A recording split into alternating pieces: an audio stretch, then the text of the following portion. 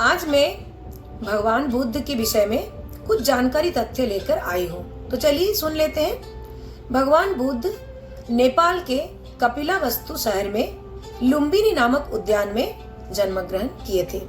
उनके पिता का नाम था शुद्धोधन, जो शाक्य वंश के सम्राट थे, और उनकी माता की नाम थी माया देवी।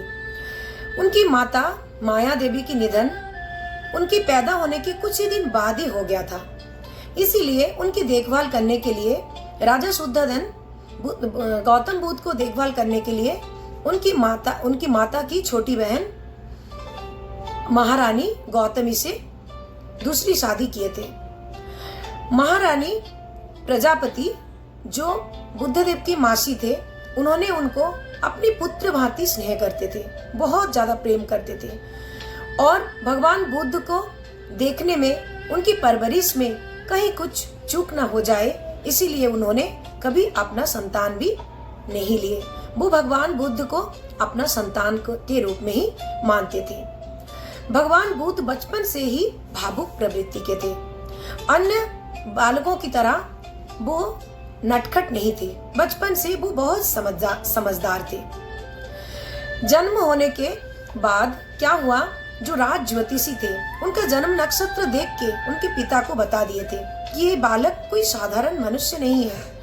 ये जन्मांतर में पूरी पृथ्वी के ऊपर अमर होके रहेंगे। मरने के बाद भी इनका नाम उज्जवल रूप में स्वर्णाक्षर में भारत के इतिहास में रहेगा। उनके पिता इस बात से बहुत चिंतित थे, क्योंकि उनको भोग विलास राज सुख में कोई दिलचस्पी नहीं थी। वो हमेशा दूसरों की दुख देख के उनका दिल रोता था। वो दूसरों की खुशी हमेशा ढूंढते रहते थे। किसी की दुख उनसे देखा नहीं जाता था। किसी की मृत्यु वो सहन नहीं कर पाते थे। इसीलिए उनको काफी समय तक, बड़े होने तक, उनको बताया नहीं गया था कि उनकी जन्म होने के कुछ दिन बाद ही उनकी माता की मृत्यु हो गई थी, और जो उनको पाल रहे हैं वो उनकी माता नहीं, माता की छोटी बहन प्रजापति है।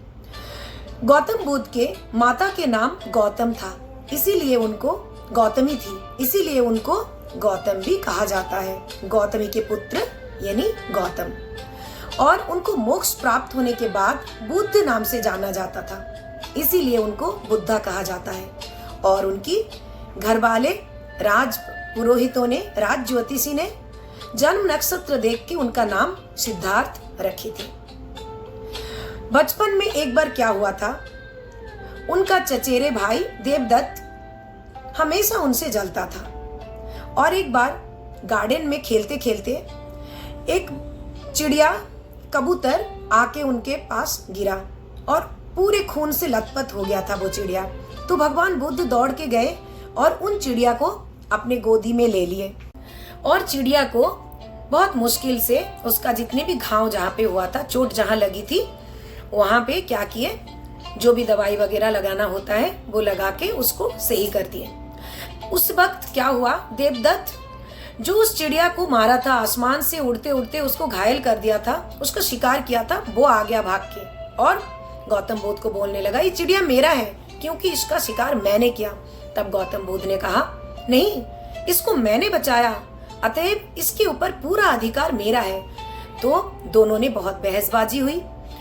फिर देवदत्त ने कहा, चलो फिर हम चलते हैं राजा के पास। फिर राजमहल, राज दरबार पे पहुंचे, और पहुंचने के बाद राजा शुद्धोधन के पास जाके दोनों अपनी अपनी वक्तव्य रखे। भगवान बुद्ध ने कहा, इस चिड़िया को मैंने बचाया, अतएव ये मेरा है। और देवदत्त ने कहा, ये मेरा शिकार है, आसमान से उड़ते उड़ते मैंने इसको शिकार किया, अतएव ये मेरा है। शुद्धोधन ने कहा, देखो देवदत्त, अगर मैं कुछ बोलूं तो आपको लगेगा कि सिद्धार्थ मेरा पुत्र है, इसीलिए मैंने इसका साइड ले रहा हूं। तो मैं इस समस्या का समाधान, निर्णय लेने में मेरे प्रधानमंत्री को बुलाता हूं। फिर मंत्री आके उनको बोले, देवदत्त, आप एक क्षत्रिय हो, आपका शिकार करने का संपूर्ण अधिकार है। ये बहुत शाबाशी है कि आसमान से उड़ते उड़ते एक पक्षी को आपने शिकार किया, आपका लक्ष्य इतना अच्छा है। लेकिन ये बात भी सही है कि किसी भी चीज को मारने वाले से ज्यादा बचाने वाले का ज्यादा श्रेय माना जाता है। अतएव इस चिड़िया का जान सिद्धार्थ ने बचाया तो संपूर्ण अधिकार इस चिड़िया के ऊपर सिद्धार्थ का ही है। फिर क्या हुआ, गौतम बुद्ध उस चिड़िया को और 1-2 दिन रख के उसको अच्छी तरह से सेवा करके फिर उसका सही होने के बाद उसको आसमान में छोड़ दिए। तो ये थी गौतम बुद्ध की कहानी। ऐसे हजारों गौतम बुद्ध की कहानी है। वो जमीन पे पैर रखना कुछ दिन के लिए छोड़ दिए थे, क्योंकि उनको ऐसा लगता था कि मेरे जमीन पे पैर रखने से ना जाने कितने अगिनत जो जमीन के नीचे छोटे छोटे कीड़े हैं वो मर जाएंगे, इसीलिए वो चलना बंद कर दिए थे। लेकिन समाज में संसार धर्म के चलते उनको जमीन पे पैर रखना ही पड़ता। बिना पैर रखे वो कैसे जीवन में आगे बढ़ते।